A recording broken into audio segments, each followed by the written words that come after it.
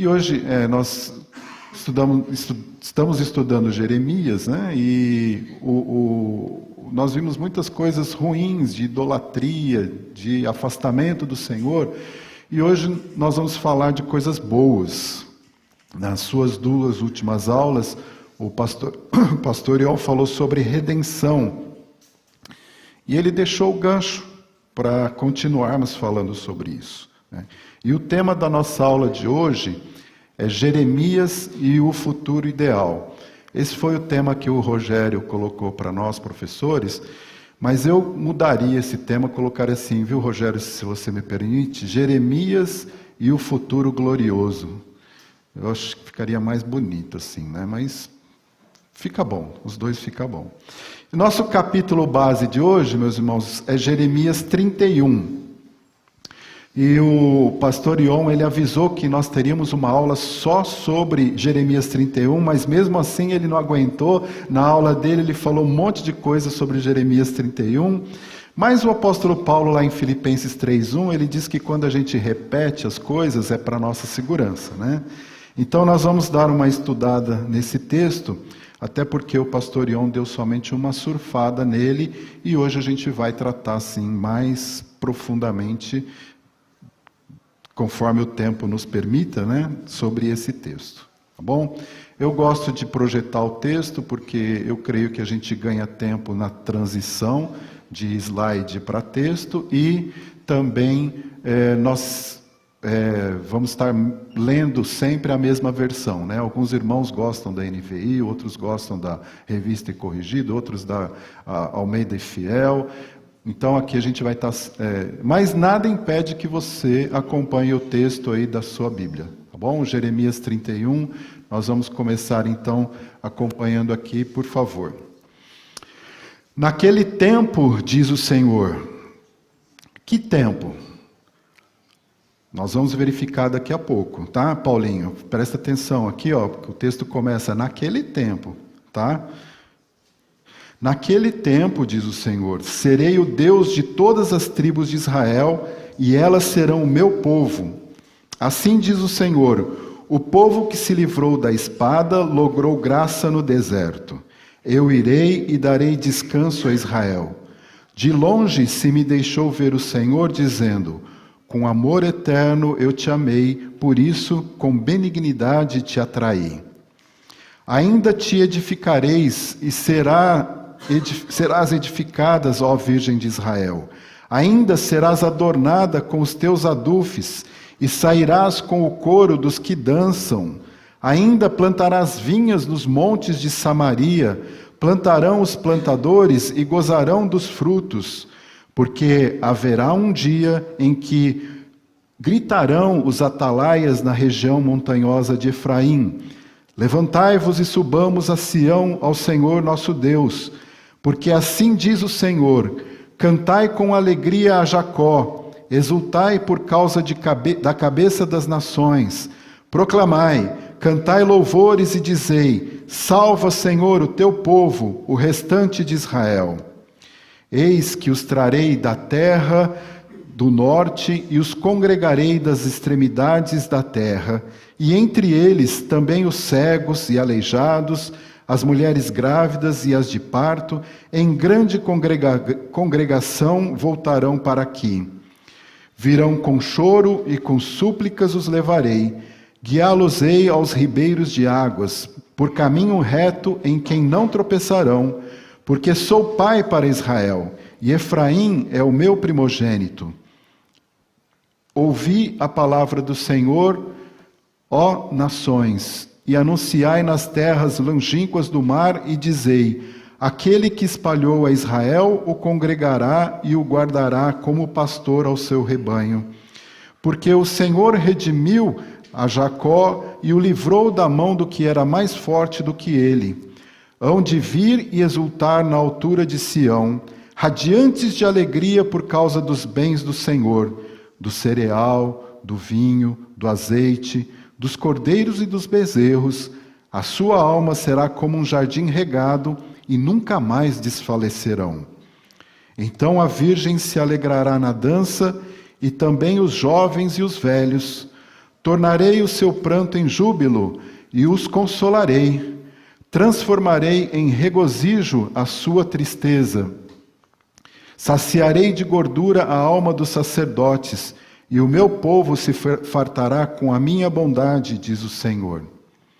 Assim diz o Senhor: ouviu-me um clamor em Ramá, pranto e grande lamento. Era Raquel chorando por seus filhos e inconsolável por causa deles, porque já não existem. Assim diz o Senhor: reprime a tua voz de choro e as lágrimas de teus olhos, porque há recompensa para as tuas obras, diz o Senhor, pois os teus filhos voltarão da terra do inimigo.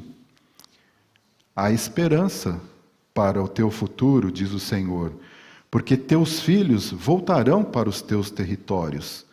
Bem ouvi que Efraim se queixava, dizendo: castigaste-me, e fui castigado como novilho ainda não domado.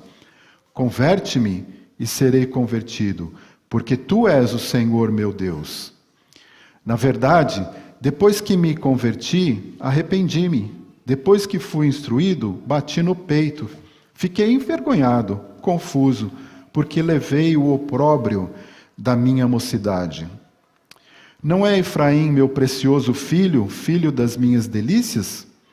Pois tantas vezes quantas falo contra ele, tantas vezes ternamente me lembro dele. Comove-se por ele o meu coração, deveras me compadecerei dele, diz o Senhor. Você prestou atenção quantas vezes a gente falou aqui, disse o Senhor, diz o Senhor, disse o Senhor, disse o Senhor? Repetidas vezes, né? E outro ponto interessante desse texto que nós lemos, para quem não lembra, Efraim foi o segundo filho de José. Ele foi neto de Jacó. E quando José apresentou seus dois filhos, Manassés, que era o primogênito, e Efraim, o segundo. Então, quando José apresentou Manassés e Efraim para Jacó, ele estava velhinho, né? Quase não enxergava mais. E quando ele foi abençoar os dois filhos, o que ele fez? Ele inverteu as mãos e colocou a mão direita sobre a cabeça de Efraim. E José falou: não, meu senhor, não é assim. Lembram disso? Não é assim, né, meu pai? E Jacó falou: eu sei, meu filho, eu sei. Mas o menor será mais poderoso do que o maior. Então foi assim que Jacó abençoou e foi assim que aconteceu. Depois da divisão dos reinos, né, uma das 12 tribos de Israel passou a se chamar Efraim. E foi talvez a mais numerosa e a mais poderosa. Tanto é que ela virou, como nós estamos vendo aqui no nosso texto, ela praticamente virou sinônimo das 10 tribos. Né? Assim como Israel, Efraim também, em alguns textos bíblicos, está se relacionando às 10 tribos do norte. Tá bom? Então, voltando aqui para Jeremias 21 agora. Põe-te, Marcos, não eu, né? Marcos. Põe-te, Marcos, finca postes que te guiem, presta atenção na vereda, no caminho por onde passaste. Regressa, ó Virgem de Israel, regressa às tuas cidades. Até quando andarás errante, ó filha rebelde? Porque o Senhor criou coisa nova na terra. A mulher infiel virá a requestar um homem. Assim diz o Senhor dos Exércitos, o Deus de Israel: ainda dirão estas palavras na terra de Judá e nas suas cidades, quando eu lhe restaurar a sorte. O Senhor te abençoe, ó morada de justiça, ó santo monte. Nela habitarão Judá e todas as suas cidades, juntamente como também os lavradores e os que pastoreiam os rebanhos. Porque satisfiz a alma cansada e saciei a toda a alma desfalecida. Nisto despertei e olhei, e o meu sono fora doce para mim. Eis que vem dias, diz o Senhor, em que semearei a casa de Israel e a casa de Judá com a semente de homens e de animais. Como velei sobre eles para arrancar, para derribar, para subverter, para destruir e para afligir, assim velarei sobre eles para edificar e para plantar, diz o Senhor. Naqueles dias já não dirão: os pais comeram uvas verdes e os dentes dos filhos é que se embotaram. Cada um, porém, será morto pela sua iniquidade. De todo homem que comer uvas verdes, os dentes se embotarão. Queria dar uma paradinha aqui no texto e perguntar se vocês prestaram atenção nas promessas que nós temos aqui no intervalo desse texto de Jeremias 31, de 1 a 30. Então, colocando aqui num slide, resumidamente, o que nós temos aqui, o que esse texto está nos dizendo? Que, primeiro, Israel vai reconhecer o verdadeiro Deus. Finalmente, o Eterno será reconhecido. Os israelitas habitarão na sua terra. Eles vão voltar, e nós estamos vendo isso acontecer nos nossos dias, né? O Ion sempre diz, né? Em 2015 nós estivemos lá e existe, né? É verdade. E nós temos acompanhado como Israel, apesar de ser eu costumo dizer, né, uma tripinha ali no mapa, tem sido uma das grandes potências mundiais. Aquilo que era deserto, ou que começou a ser plantado e regado, hoje é um país que exporta alimentos para o mundo. É um absurdo. Você vê um país que quase não chove, eles quase não têm água, e eles são um dos maiores exportadores de flores e de frutas. As frutas em Israel são maravilhosas, são deliciosas. Isso está acontecendo hoje, né? Mas o texto diz que vai haver alegria, que vai haver abundância de alimentos. Não vai faltar nada. Essas coisas no total aqui ainda não aconteceram totalmente, certo? Eles ainda não reconhecem o verdadeiro Deus. Quando eu falo o verdadeiro Deus, é o Messias que eles estão esperando até hoje, que é o Senhor Jesus. Mas só pelo que nós lemos aqui, nós podemos concluir que Israel tem um futuro. O texto diz isso. Há um futuro para Israel. Não por Israel em si mesmo, mas um futuro proporcionado pelo Senhor, por Deus. É Ele que vai fazer essas coisas. E nesses versículos de Jeremias, nós temos 6 ações de Deus. E como eu falei assim, 9 vezes aparece a expressão, assim diz o Senhor. 9 vezes. Então nós não temos dúvidas de que Deus, Ele tem agido e Ele vai agir com este povo. Vocês se lembram que o pastor Ion, né, ele sugeriu que vocês lessem como lição de casa os capítulos 9, 10 e 11 de Romanos. Por quê? Porque os capítulos 9, 10 e 11 de Romanos vai tratar do futuro de Israel, do plano de Deus para Israel. Mas aqui dentro do contexto do nosso estudo de hoje, eu gostaria de ler alguns versículos do capítulo 11 de Romanos, porque eu entendi na preparação desse estudo que seria pertinente a gente ler. Então eu vou ler apenas alguns versículos aqui. Romanos 11, 1, que começa assim. Olha que interessante essa pergunta que o apóstolo Paulo fala. Pergunto, pois, terá Deus, porventura, rejeitado o seu povo? Então, quando a gente olha hoje os noticiários, quando a gente vê a situação de Israel hoje, a gente se pergunta, tem futuro? Será que Deus, porventura, rejeitou o seu povo? A resposta é muito simples, direto e reto. De modo nenhum. De modo nenhum. De modo nenhum. Porque eu também sou israelita da descendência de Abraão, da tribo de Benjamim. Deus não rejeitou o seu povo a quem de antemão conheceu. E aí, pulando para o versículo 25, nós lemos assim: Porque não quero, irmãos, que ignoreis este mistério, para que não sejais presumidos em vós mesmos, que veio endurecimento em parte a Israel, até que haja entrado a plenitude dos gentios. E assim todo Israel será salvo, como está escrito: virá de Sião o libertador, e ele apartará de Jacó as impiedades.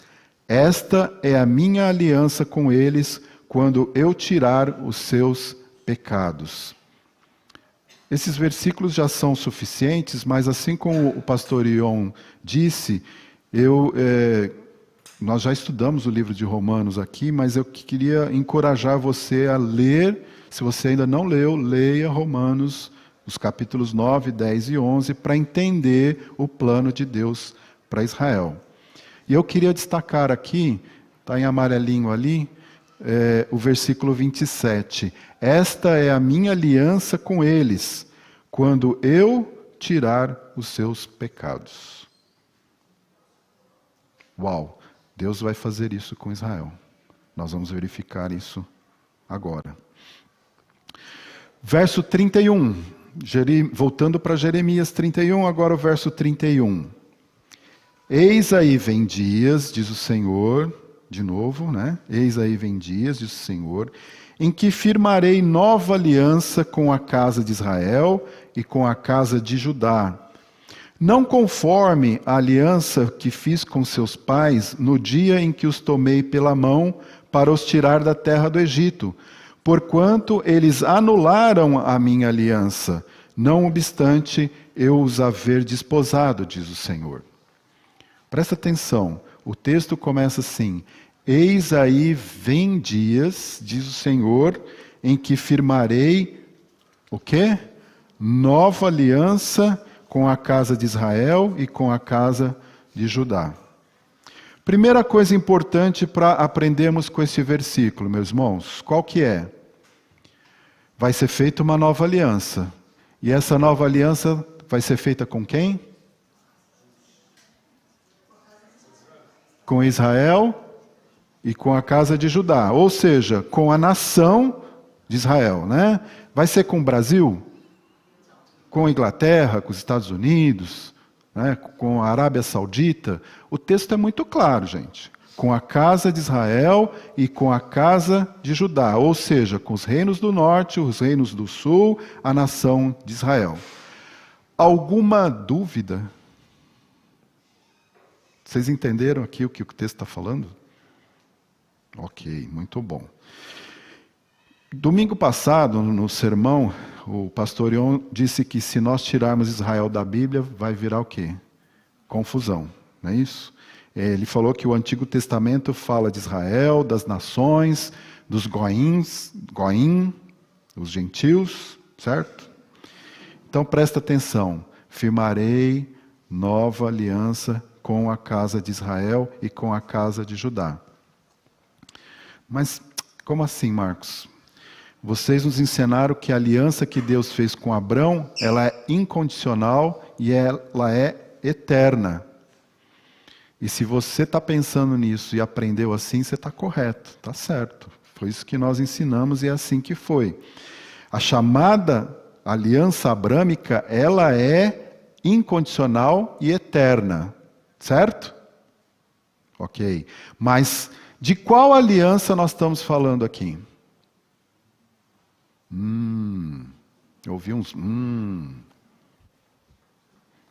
Presta atenção no versículo 32. Não conforme a aliança que fiz com seus pais no dia em que os tomei pela mão para os tirar da terra do Egito, porquanto eles anularam a minha aliança, não obstante eu os haver desposado, diz o Senhor. Pergunta valendo um bombom. De qual aliança nós estamos falando aqui? Eu não entendi. A aliança que o Senhor fez quando os tomou pela mão e os tirou da terra do Egito. Não é isso que está escrito aí? Então essa é a aliança chamada mosaica. Aliança mosaica. A aliança mosaica, meus irmãos, Nós não ensinamos aqui, porque ela nunca foi incondicional e nem eterna. Muito pelo contrário. Nós vimos com o pastor Ion que havia condições. Certo? Obediência levava a bênção. Desobediência levava as maldições. Quantas, Ion? 39 bênçãos, isso? E 73 maldições. Gente, é importante nós entendermos que quando a Escritura diz nova aliança, ela está se referindo a um novo tipo de aliança. Não a reinstituição de uma velha aliança com bênçãos diferentes. Deu para entender isso?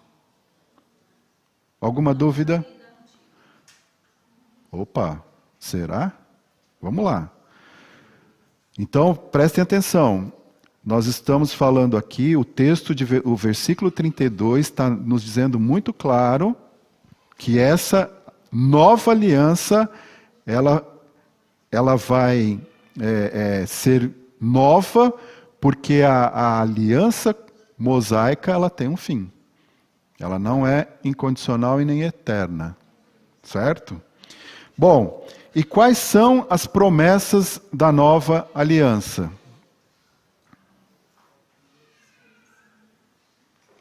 Vamos ler. Porque esta é a aliança que firmarei com a casa de Israel depois daqueles dias, diz o Senhor. Na mente lhes imprimirei as minhas leis, também no coração lhes inscreverei. Eu serei o seu Deus e eles serão o meu povo. Não ensinará jamais cada um ao seu próximo, nem cada um ao seu irmão, dizendo, conhece ao Senhor. Por quê? Porque todos me conhecerão, desde o menor até o maior deles, diz o Senhor. Pois perdoarei as suas iniquidades e dos seus pecados jamais me lembrarei. Olha só, eu achei que eu ia ouvir um uau aqui do Ricardo. Você falou, meu Deus, é isso aí. Uau.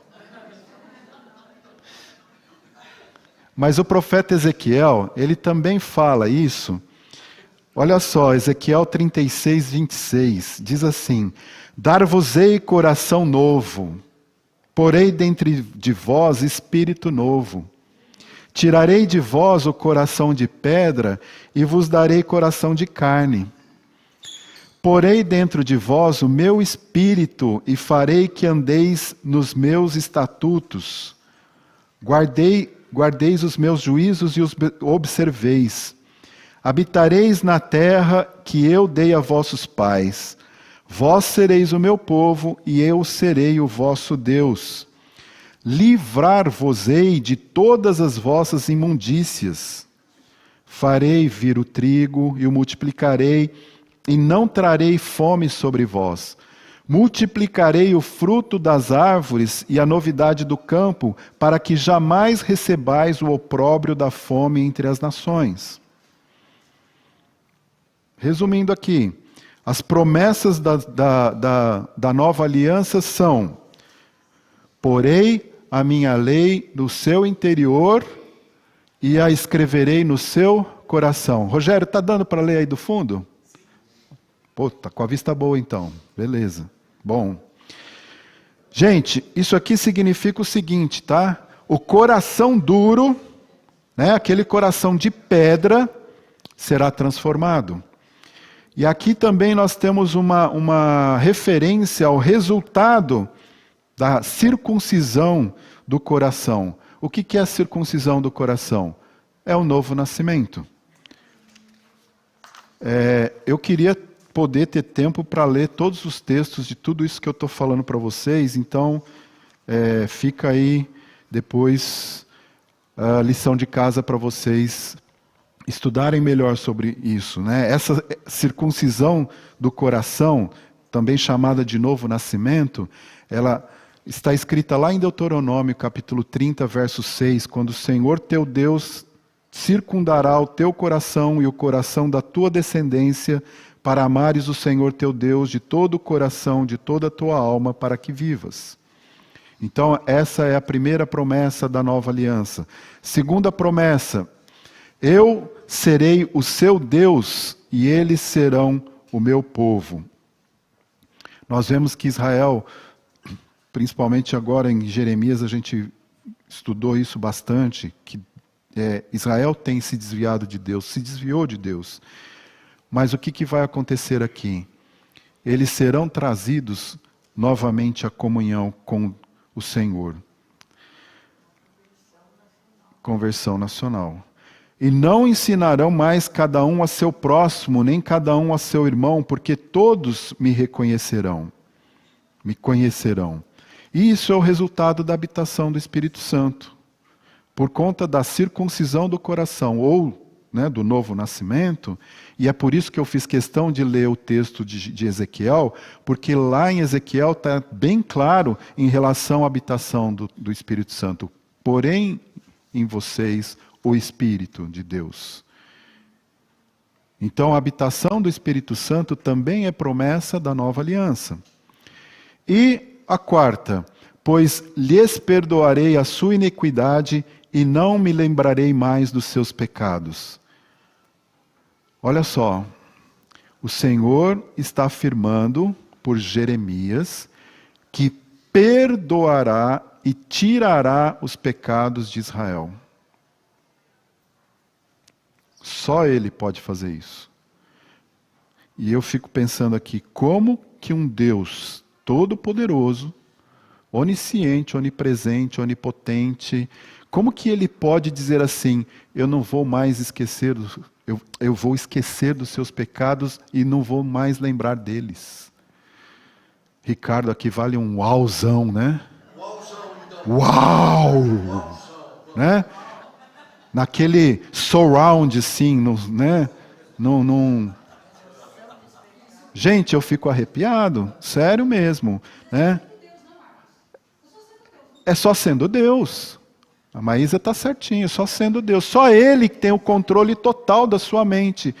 E Ele não pode mentir. Se Ele disse, se Ele prometeu isso, Ele vai cumprir. Uau! Assim como Ele já esqueceu e já pagou o nosso preço lá na cruz. Né? Ele está prometendo para quem? Para Israel. Né? Nós somos enxerto. Isso aí.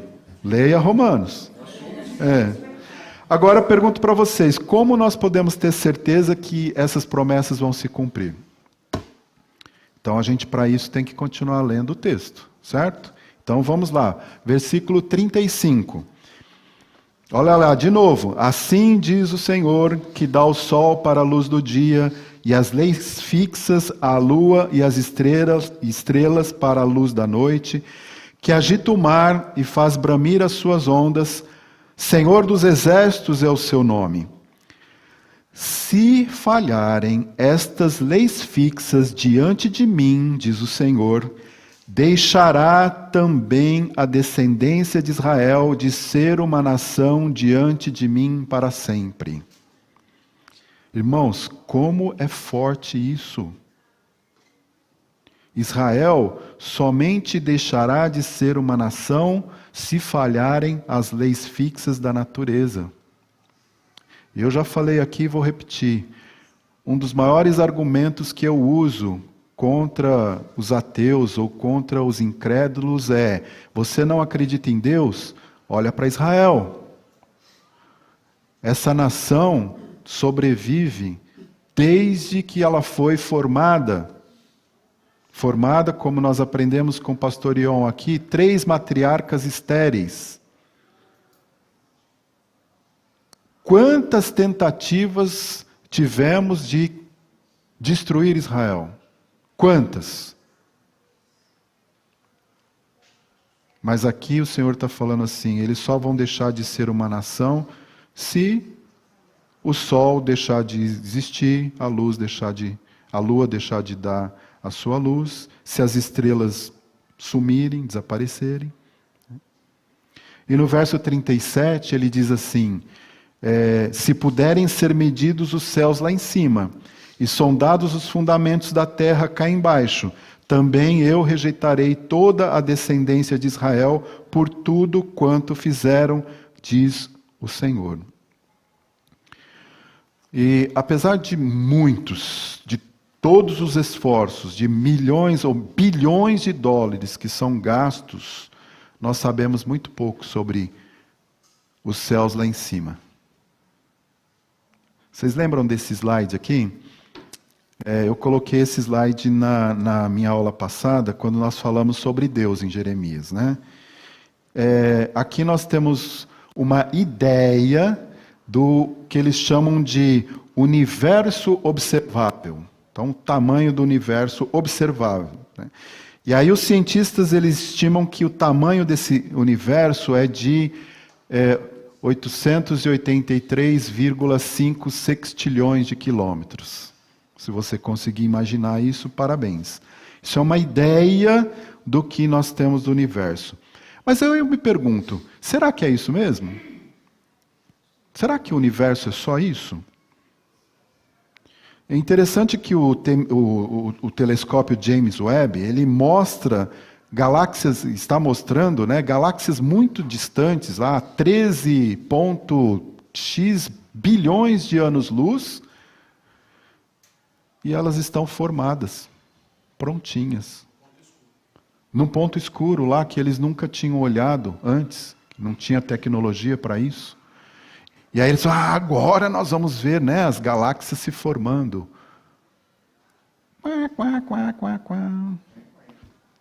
Eu li um artigo que os cientistas dizem, nós tivemos que rever as nossas teorias por conta disso. Né? Então, meus irmãos, nós conhecemos muito pouco das coisas dos céus. Né?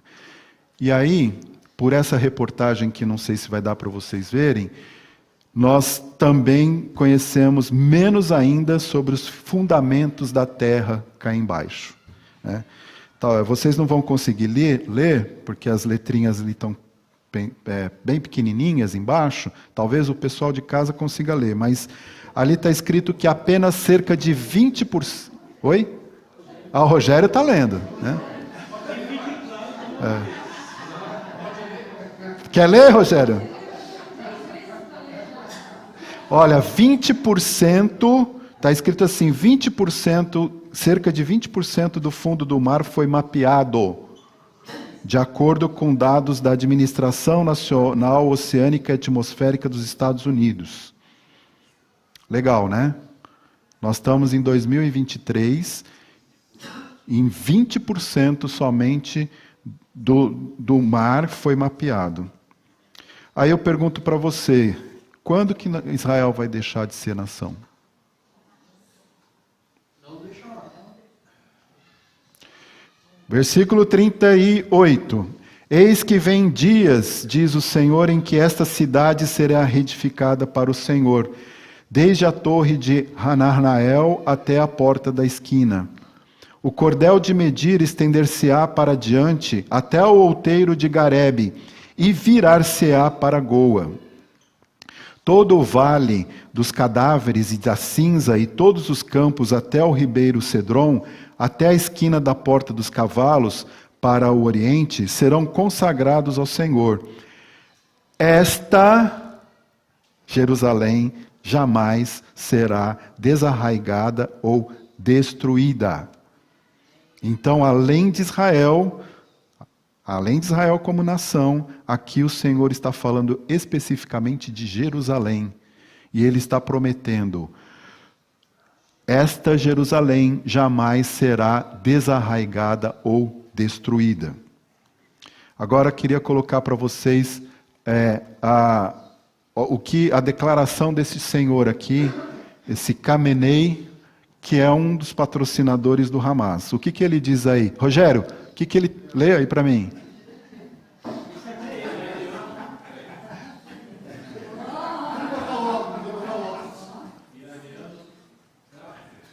Tá... do Hamas diz que filho de Israel está chegando.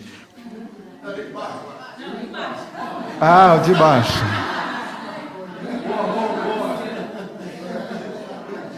Ali está só explicando que o Irã financia tanto o Hamas quanto a Jihad Islâmica Palestina, que são os dois principais grupos terroristas por trás dos ataques de sábado, no dia 7.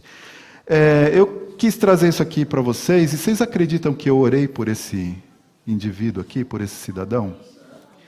Eu orei por ele quando eu vi essa reportagem, porque eu pedi misericórdia ao Senhor, porque pelo menos é assim que a gente aprende com o Senhor Jesus, né? Orar pelos inimigos. E eu peço misericórdia para o Senhor, para esse cidadão e para todos aqueles que eles estão patrocinando lá, porque eles vão sofrer o juízo do Senhor. Terrível coisa é cair nas mãos do Deus vivo. E eu pergunto para vocês aqui, será que eles vão conseguir acabar com Israel? Não. Quem é que vai ganhar essa guerra? Conclusão óbvia, lógica. Beleza? Terminamos aqui sobre o tema da aula de hoje, né? Não tocou o sino ainda, olha só. Mas você deve estar perguntando aí, espera aí um pouquinho, Marcos, você prometeu que ia explicar quando seria naquele tempo. Não é, Paulinho? Prometi. Jeremias 31. Promessa é dívida, irmãos. Então, antes de responder sobre naquele tempo, eu queria trabalhar com vocês uma outra pergunta, tá? Uma pergunta que não quer calar, que é uma pergunta que eu não sei se você está ou se fez, mas é uma pergunta que eu me fiz. Qual que é essa pergunta? Todo domingo de Santa Ceia, Pastor Ion lê o quê? 1 Coríntios 11, 23 a 30. Irmãos, eu já ouvi tanto esses versos, eu quase sei decor. Eu não me arrisco a falar decor porque a minha mente não é tão boa assim quanto a do Ion. Mas mesmo assim, todo domingo de Santa Ceia, o pastor lê e explica esse texto. E o que fala esse texto? Esse cálice é a nova aliança no meu sangue. Então vamos lá, pensem comigo. Se a nova aliança foi feita com Israel, conforme nós aprendemos agora em Jeremias 31, e a pergunta que não quer calar é: o que essa nova aliança tem comigo? Qual é a relação da Igreja Corpo de Cristo, nós, com a nova aliança? Não é uma boa pergunta? É uma boa pergunta. Bom, não é tão simples responder essa pergunta. São 11h07, mais ou menos. Isso aqui daria umas 2, 3 aulas tranquilamente, tá? Mas eu vou tentar responder nesses minutos que faltam. Talvez até passe um pouquinho. Eu peço a paciência, a compreensão dos irmãos, porque isso aqui é muito legal e é muito importante. E a primeira coisa que nós precisamos entender é: a nova aliança já foi instituída? Se sim, quando? Então vamos lá. O Senhor Jesus, ele pré-anunciou a sua morte, né? Ele pré-anunciou a sua ressurreição durante os 3 anos de ministério que ele esteve aqui, e ele instituiu um memorial com Israel.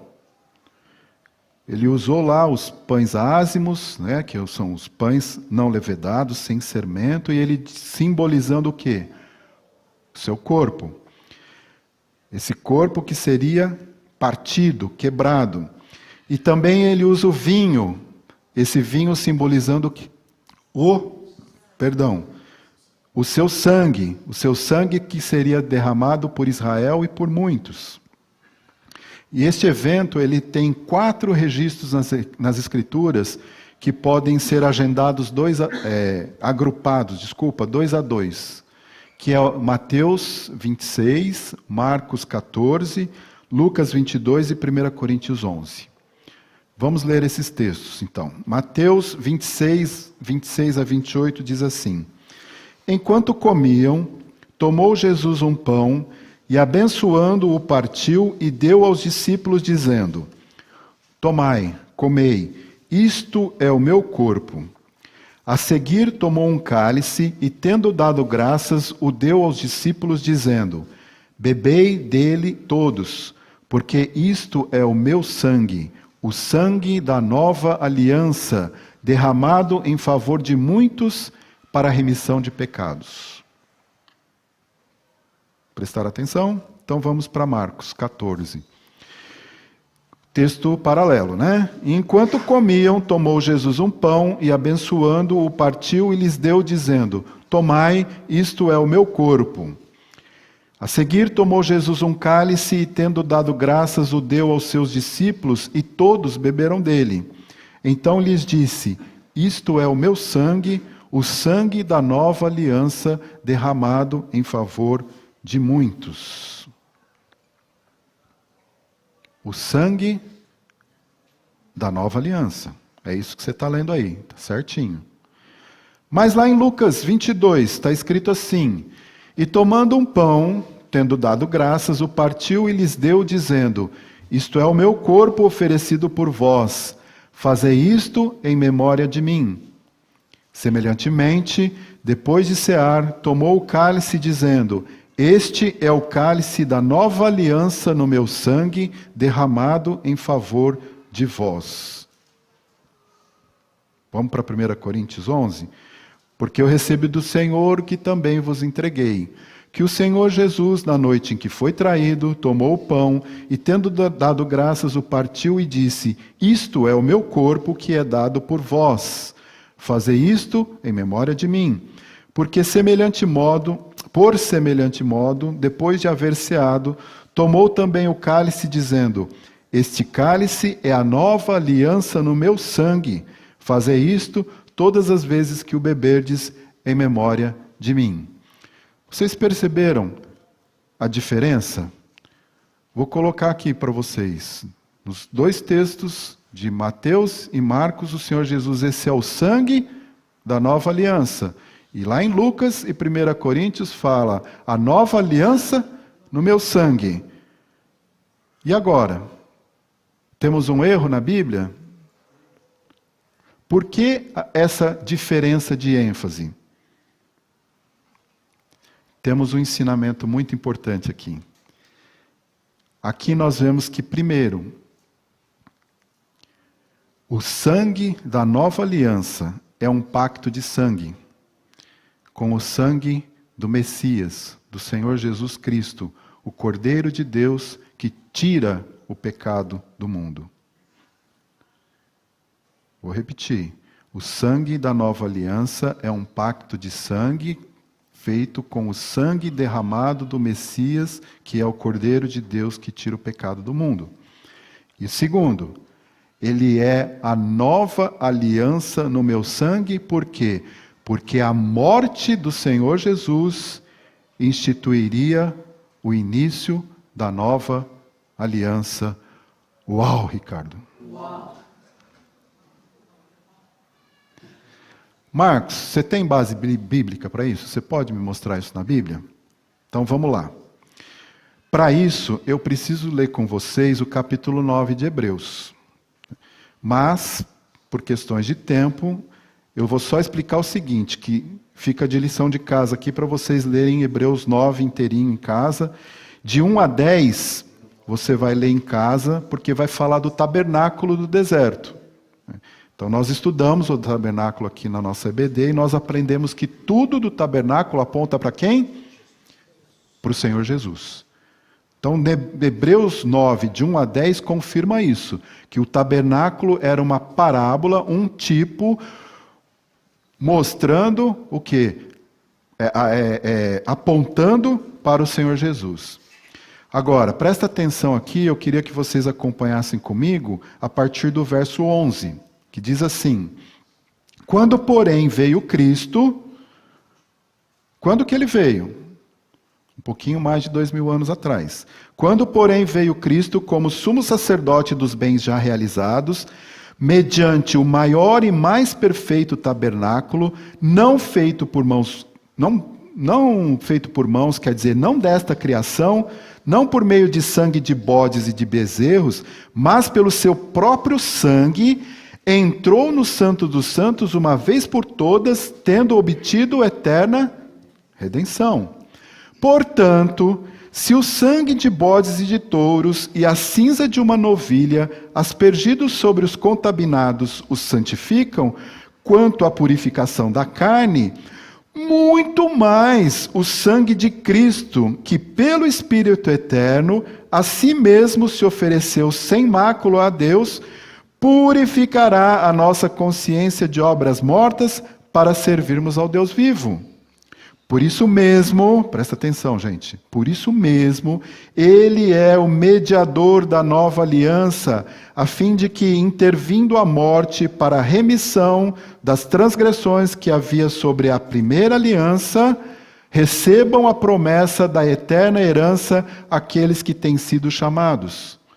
Porque onde há testamento, é necessário que intervenha a morte do testador, pois um testamento só é confirmado no caso de mortos, visto que de maneira nenhuma tem força de lei enquanto vive o testador. Nós temos advogados aqui, né, Estela? O Marcos não está aqui hoje. Mas quando que um testamento vale? Começa a valer? Depois da morte da pessoa, certo? E aí eu pergunto para vocês, quando começa o Novo Testamento para nós? Em Mateus? É estranho, porque lá em Gálatas 4:4, nós temos a informação que o Senhor Jesus nasceu sob a lei. Né? E aqui em Hebreus, nós estamos aprendendo que o Novo Testamento ele tem início quando? Na morte do Senhor Jesus. Uau, Ricardo. Fala, o Rogério vai levar o microfone para você, Padre.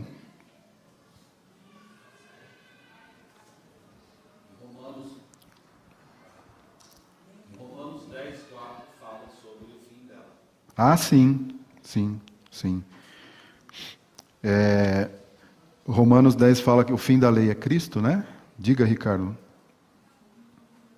Enquanto você falava de Hebreus, meus olhos foram aqui para Hebreus 8. 11, 12 e 13, uma coisa que me chamou a atenção. Você está falando da nova aliança. Hebreus 8, 13. Quando ele diz nova, torna antiquada a primeira. Ora, aquilo que se torna antiquado e envelhecido está prestes a desaparecer. Perfeito.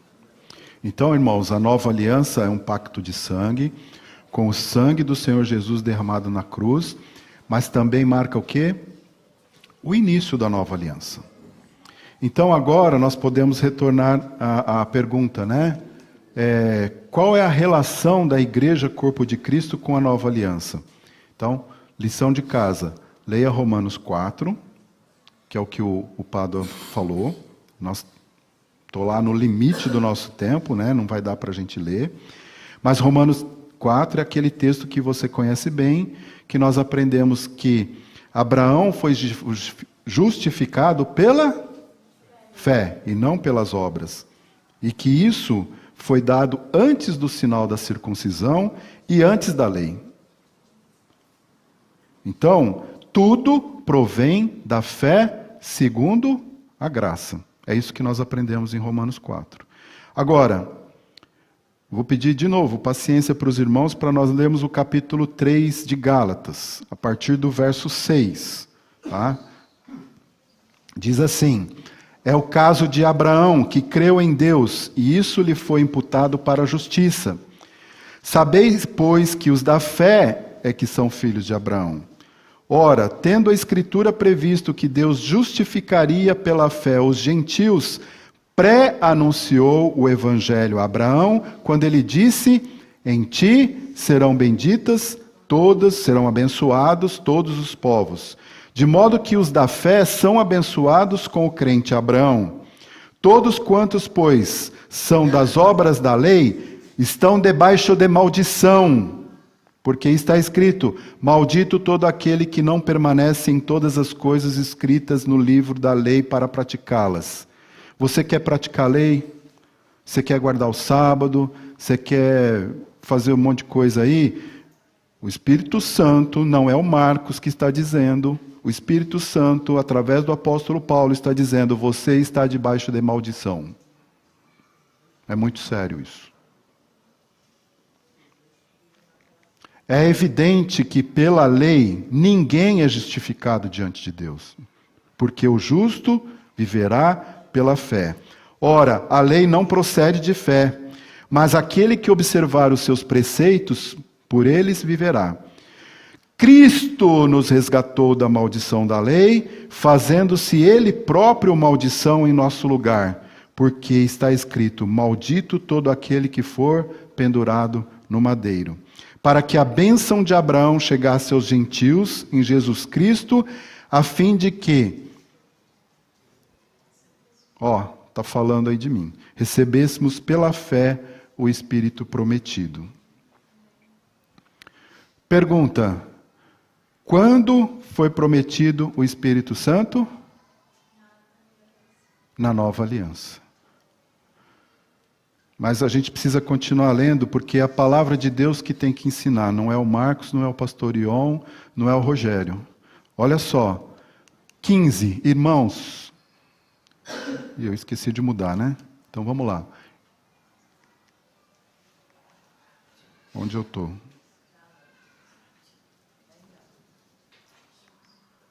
Irmãos, falo como homem. Ainda que uma aliança seja meramente humana, uma vez ratificada, ninguém a revoga ou lhe acrescenta alguma coisa.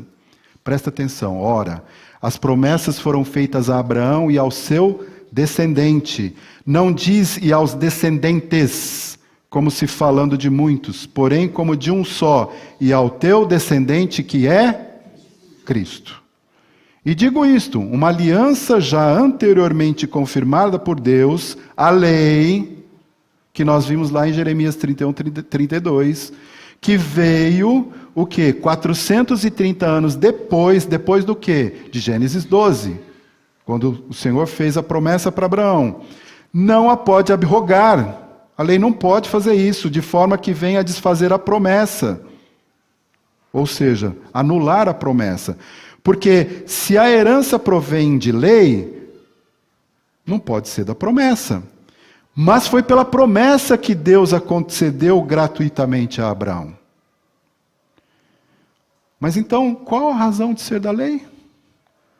Ela foi adicionada por causa das transgressões, até que viesse quem? O descendente a quem se fez a promessa. E foi promulgada por meio de anjos, viu, irmãos? Pela mão de um mediador. Olha, o mediador não é de um, mas Deus é um. É porventura a lei contrária às promessas de Deus? De modo nenhum. Porque se fosse promulgada uma lei que pudesse dar vida, a justiça, na verdade, seria procedente da lei. Mas a Escritura fez o quê? Encerrou tudo sob o pecado para que, mediante a fé em Jesus Cristo, fosse a promessa concedida aos que creem. Rapaz, esses versículos aqui dariam algumas aulas, né? Maravilhoso. Gálatas é fantástico. As promessas foram feitas para serem o quê? Cumpridas no Senhor Jesus. E não pode ser pela lei. Senão, não seria, né? Se fosse pela lei, não seria pela graça. Mas é pela graça, mediante a fé, aos que creem. Só continuando aqui para a gente ir terminando. Mas antes que viesse a fé, estávamos o quê? Sob a tutela da lei e nela encerrados, para essa fé que de futuro haveria de revelar-se. De maneira que a lei, olha aqui, presta atenção, a lei nos serviu para quê? Nos serviu de aio para nos conduzir a Cristo. O aio era aquele pedagogo, né? Aquele que ensinava as coisas. Então a lei foi isso, ela apontava para quem? Ion, para quem a lei apontava? Ele fala isso todo domingo aqui, gente, né? Toda Gênesis, Apocalipse apronta para o Senhor Jesus. Então a lei nos serviu de aio para nos conduzir a Cristo, a fim de que fôssemos justificados pela lei. Ufa, ainda bem que tem alguém prestando atenção. Mas tendo vindo a fé, já não permanecemos subordinados ao aio. Não precisamos mais do aio, não precisamos mais da lei. Por quê? Porque agora nós estamos debaixo da fé. Pois todos vós sois filhos... Pois todos vós sois filhos de Deus, mediante a fé em Cristo Jesus, porque todos quantos fostes batizados em Cristo, de Cristo vos revestistes. Dissarte, não pode haver nem judeu, nem grego, nem escravo, nem liberto, nem homem, nem mulher, porque, olha só, gente, todos vós sois um em Cristo Jesus. E se sois de Cristo, também sois o quê? Descendentes de Abraão e herdeiros segundo a promessa. A igreja recebe os benefícios da nova aliança por causa do Senhor Jesus, do Messias, a quem foram feitas as promessas. Então, as bênçãos prometidas a Abraão, elas são estendidas a nós, por quê? Porque nós cremos naquele em quem foram feitas as promessas do Senhor Jesus. Tocou o sino. Então, agora, vamos lá, vamos para o final. Então, Deus precisou instituir a lei para mostrar o quanto Ele é santo e o quanto nós somos pecadores e o quanto nós precisamos da salvação do Senhor Jesus. Aí, depois do sacrifício do Senhor Jesus, não tem mais necessidade da lei, por quê? Porque Ele veio nos libertar da lei. Em Romanos 10,4, Pádua, nos diz que Ele é o fim da lei, o ponto final da lei é Cristo. Então presta atenção aqui. Através da sua morte, Cristo tornou-se o mediador da nova aliança e possibilitou o quê? A reconciliação de todos aqueles que confiam na sua obra redentora. Foi isso que nós falamos ontem para as pessoas que a gente abordou. Bom, agora aqui, se você dormiu, não conseguiu se concentrar, porque eu li milhões de versículos aqui, Está todo mundo cansado de ontem. Então presta atenção agora, acorda aí, porque eu li todos esses versículos para vocês, para mostrar o que eu vou resumir aqui em 2 gráficos. Se você conseguir guardar e entender esses 2 gráficos, eu fico feliz, porque aí a aula já valeu a pena, O primeiro é o seguinte: os relacionamentos da nova aliança.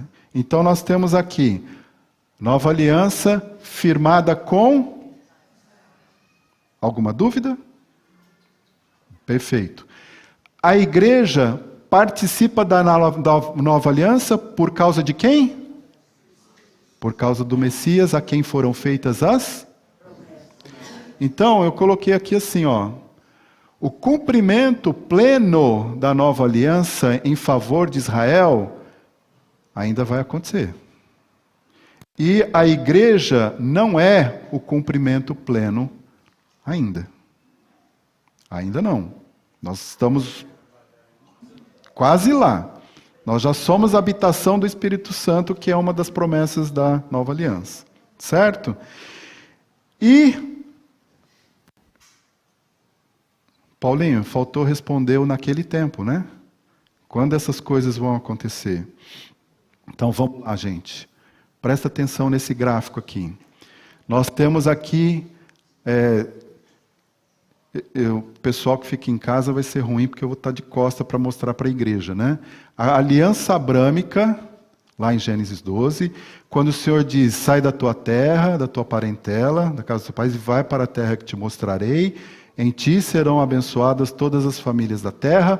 Quando o Senhor fala isso, Ele promete o quê? Terra, descendência e bênção, certo? Eu tirei esses quadradinhos para não ficar poluído o nosso slide, mas aqui é terra, descendência e bênção. As alianças da terra de Israel, confirmada, né, em Deuteronômio 28 a 30. Depois o Senhor faz uma aliança com Davi, sobre a sua descendência, lá em 2 Samuel 7, e nós vimos hoje a nova aliança em Jeremias 31. E aí eu coloquei aqui, ó, não sei se Rogério consegue ler, né, mas está escrito assim, ó, adicionada, e aqui no final tem a aliança mosaica, lá em Êxodo 20, que nós aprendemos em Gálatas 3, até que a morte de Jesus na cruz. Deu para entender? Agora, o que acontece? Tudo isso aqui vai ser cumprido quando? No reino messiânico.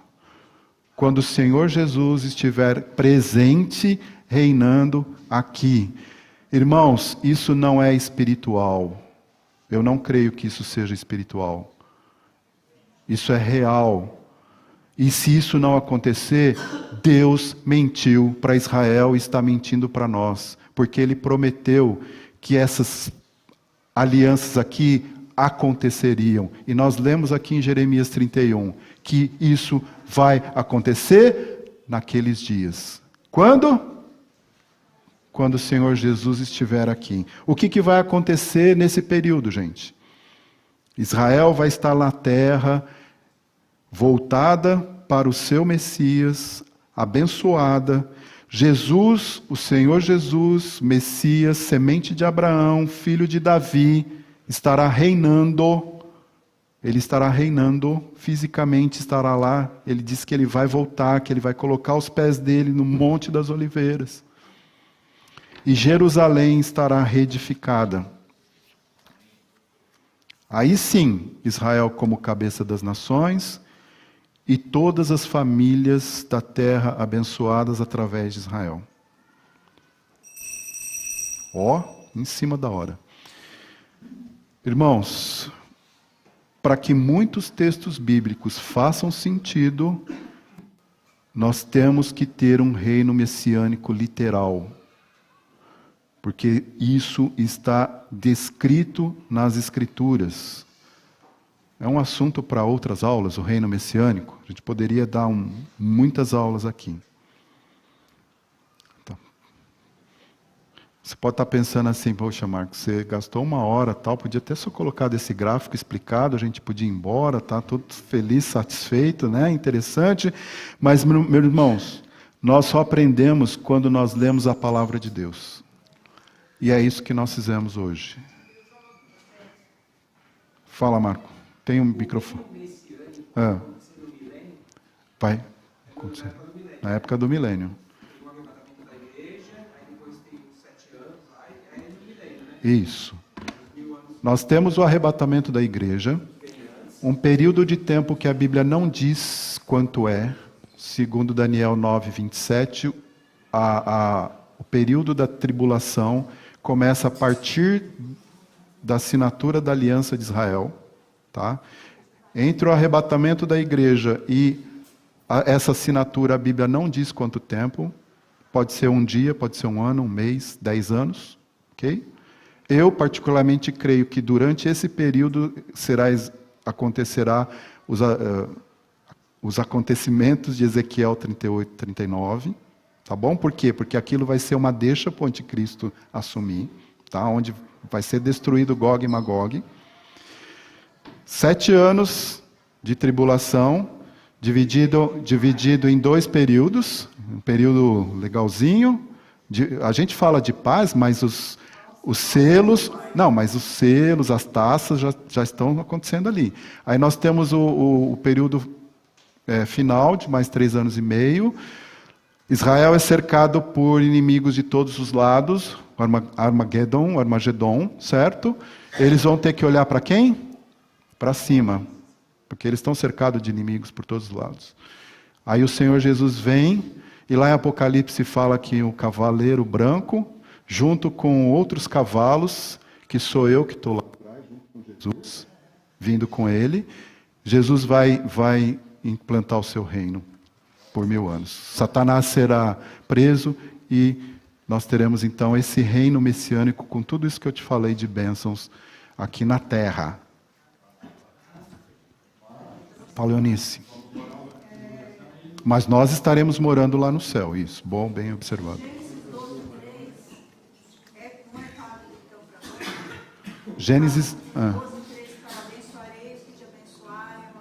Sim, sim. Abençoarei os que te abençoarem, amaldiçoarei que se amaldiçoarem, isso é por toda a eternidade. Desde lá. Válido hoje também. Bom. Irmãos, muito obrigado, que o Senhor Jesus abençoe, né? Eu esqueci que eu fiquei pensando aqui nesse gráfico em como a gente colocaria a igreja aqui, né, Maísa? Então eu pus aqui assim, pontilhadinho, a igreja que já está, né? Já está aqui recebendo uma parte das bênçãos, tá? Meu irmão, minha irmã, minha oração é Maranata, ora vem Senhor Jesus.